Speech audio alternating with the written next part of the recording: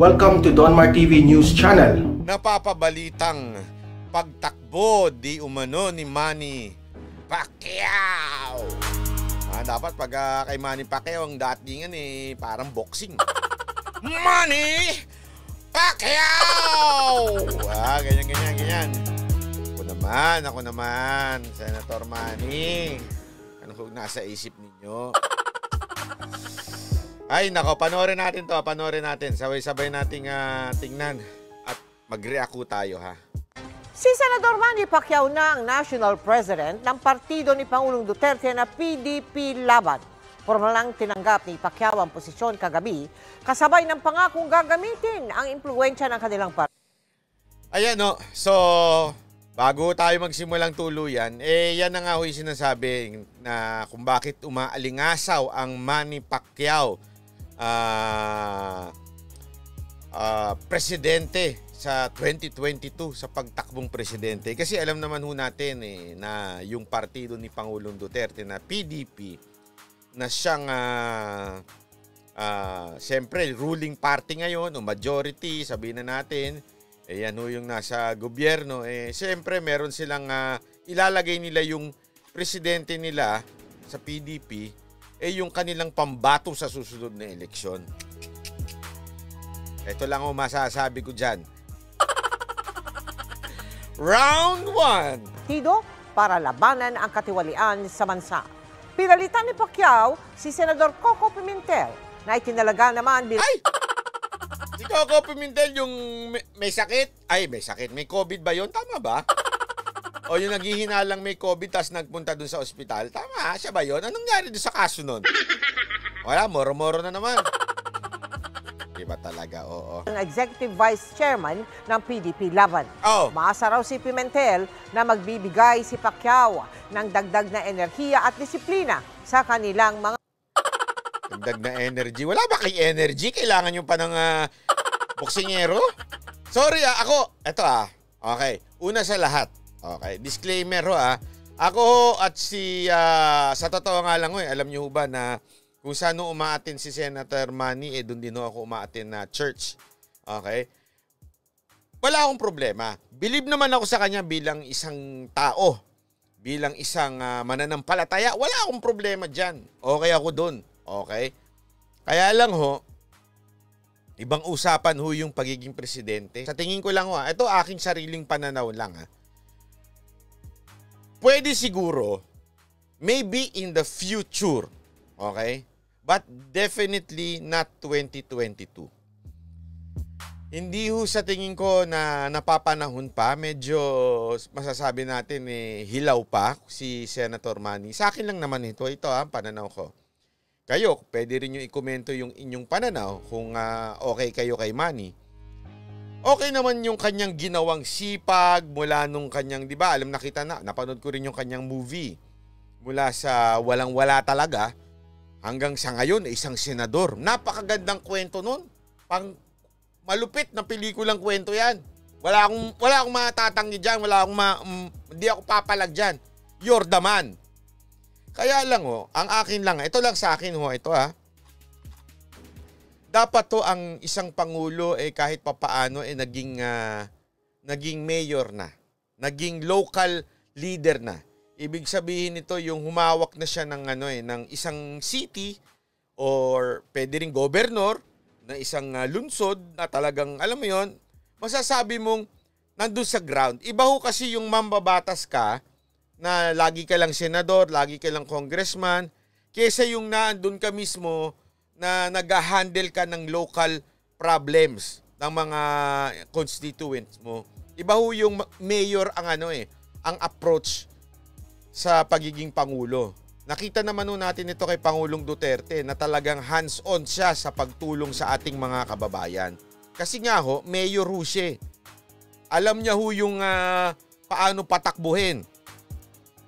Alam niya yung mga kalokohan ng mga mga pulis. Kasi siyempre pag mayor ka, alam mo yung mga takbuhin dyan ng mga pulis Alam mo talaga yung malalaking pero yung magiging senador, hindi yan Kasi minsan ang ginagawa natin sa politika sa Pilipinas, parang paangat Congressman ako, tapos magiging senador ako. Tapos anong next? So mag-spend pa ako ng another term for sa Senate. Tapos kailangan tumakbo na ako ng susunod na mas mataas. Tatakbo ako ng mas mataas. O, Vice President o kaya President, di ba? Parang hindi ho kasi ano yan eh. Hindi ho yan na parang isang kurso o kaya level ng pag-aaral na pag nakatapos ka ng elementarya, high school ka na. Pag high school ka, college ka na. Tapos pagka-college mo, kukuha ka na ng kung ano-ano mga doctorate dyan, mga ganyan-ganyan. O, di ba? Hindi ho ganyan ang politika. May kanya-kanya hong definition yan. May sinasabi nating job description ng bawat pwesto na inyong tinakbuhan. So definitely, kunwari, senador ka, siguro magaling ka sa batas, gumawa ka ng batas. O, di ba yung iba nga, kaya nga ang sinasabi nila, mas maganda yung senador isang abogado. Okay din yun. Tama naman din yun. Pero kadangan, kung ikaw ay presidente, aside from ikaw isang abogado, o isa ka pang mayor, isa ka pang, alam mo yun, naandun na nga lahat kay Pangulong Duterte. Nandun na, maganda na yung halimbawang nakuha natin kay Pangulong Duterte. Sana yung susunod ganun din. Wala naman akong problema kay Senator Manny in terms of values. Alam ko, mananampalataya yan. Pagdating mo sa kaya alam mo, it takes more than that. Okay? It takes yung hindi lang ugali Okay? Kailangan meron ding diskarte. Kailangan maalam ka din dun sa mga Ang problema ko, sasabihin naman ng iba, na kesyo, matuturo naman sa kanya yan. Lalo na, hindi naman siya lahat mag-a-assign naman siya ng mga tao, mga secretaries, mga ganyan-ganyan, di ba? Oo pero kaya lang yun na nga isa ko pang problema yung mga nakapaligid kay Senator Manny Pacquiao Yun ang problema. Kasi alam naman natin, may balitahan nga tayo, medyo yung iba na nakapaligid, hindi lahat yung iba matitino, talagang loyal at saka talagang alam mong hindi nilalamangan si Senator Manny. Merong mga ganyan, pero meron din daw talagang ngayon, kita mo nga yung mga nakapaligid na mga political na tao sa kanya, medyo sabit-sabit. Kaya tuloy minsan yung mga position niya, di ba? Yun yung tanong ko, ano position niya sa ABS-CBN? Alungkatin natin yun. Anong position niya pagdating dun sa iba pang mga bagay? Pagdating sa mga oligarch. Anong position niya? Tingnan natin yung mga yon. Hindi lang yung basta dahil sikat yung tao. Sabi ko nga sa inyo kung like ko yan si Senator Manny. Kung kaibigan, like ko yan maging kaibigan. Pero hindi ibig sabihin, like ko yan maging presidente. Okay? Not now. Maybe in the future. Ulitin ko Maybe in the future pwede. Kasi nga, depende yan sa diskarte niya ngayon bilang mambabatas, kung paano siya matututo pa, pero not for 2022. Okay? Pero ang malupit dito, yung balita na nga, na di ba may mga nilabas sa tayong balita na si Pacquiao and RSA tandem. Di ba? Meron tayong nakitang niyan si Ramon Ang tandem. Merong lumabas na balita na yan. This time naman, si Velasco. Velasco kasama ngayon ni Manny Pacquiao. Sandali. Ano ba? Sino na ba may hawak ng PDP ngayon? Si RSA na ho ba? Tanong ko lang naman. Tinatanong ko lang Tanong ko lang. Si RSA na ho ba namumuno sa inyo dyan sa PDP? Ang miyembro, si House Speaker Lord Alan Velasco naman ay tinalagang Executive Vice President kapalit ni Pampanga Representative Aurelio Gonzales. Yan ang medyo, sorry pero medyo... Si Senador Man... Dali. Isi ka lang. Ulit ka na naman Okay? Yan ang medyo sabi ko nga sablay. Bakit? Kasi sana naman Senator Manny, pinili-pili mo rin yung mga kakasamahin mo. Si Velasco, alam naman natin sablay ho yan. Sobrang sablay ho niyan. Ngayon nga nagkakagulo na at maganda na, mainit na yung usapin pagdating sa mga NPA, CPP, NPA, NDF, sa balitang Makabayan Black na ganito talaga sila. Mainit na si Pangulong Duterte na mismo nagsabi front lang talaga yung mga yan. Yung Makabayan Black, front na ng mga yan. Ano ginawa ni Velasco? Wala. Diba? Tapos didikitan pa natin. Medyo sablay ho yun. Kasi sabi ko nga kung talagang totoo maka-Duterte yan, si Velasco, marunong niya makiramdam. Marunong yan sa discernment. Nadidiscern niya kung ano yung gusto ni Pangulong Duterte pagdating dun sa issue ng Makabayan Block. Si Pangulong Duterte na mismo, kinundina niya na yan, mga Makabayan Block. Sinabi niya, ganito sila, ganito sila. We are not red tagging you. We are identifying you. O ano ang ginawa ni Velasco? Ano yun? Ano yun? Parang wala akong narinig. Wala akong narinig. Patuloy pang protektado yung Makabayan Block.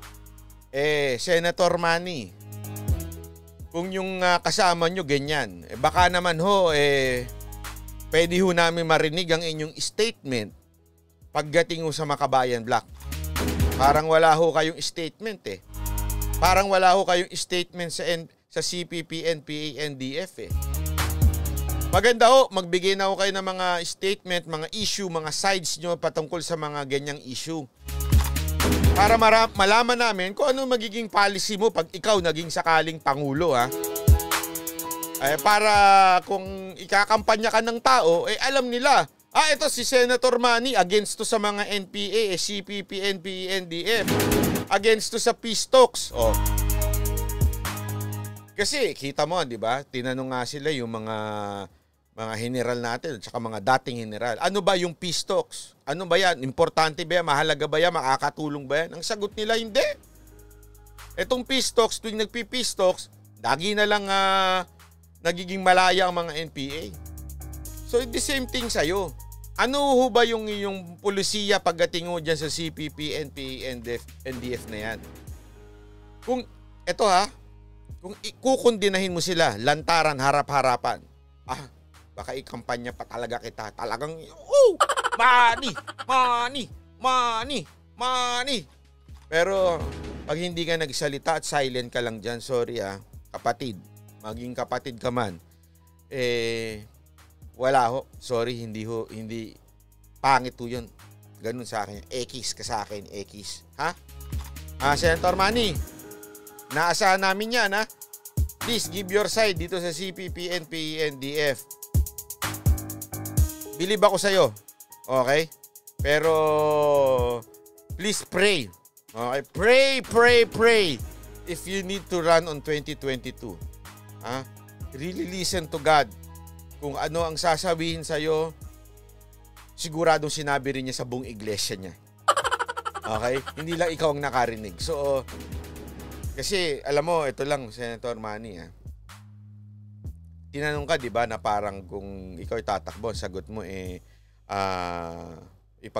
ipagpipray mo. Ang problema ho, pagka tumakbo ka, di parang sinabi na ng Diyos na pinatakbo ka niya. Kasi yun ang inyong dahilan. Tapos pag natalo ka, di mayuyura ka na naman ng ating Panginoon. Kasi ang dami na hong ganyang mga pastor di ba? Sabi nila, pinatakbo sila. Alala mo yun? Yung pinuno ng isang iglesia, isang church. Sinabi daw ng Diyos sa kanya, tumakbo siya. Tapos natalo naman pala. Nag-congressman na lang siya, Di ba? Parang sabi ko nga, wala ho tayong Diyos na talunan. Kung ikaw pinatakbo, ibig sabihin, alam mo yun, mananalo ka. Kaya sana ho, please, pray, fast for your decision. Unahin mo yung kung anong totoong sinabi sa iyo ng Panginoon.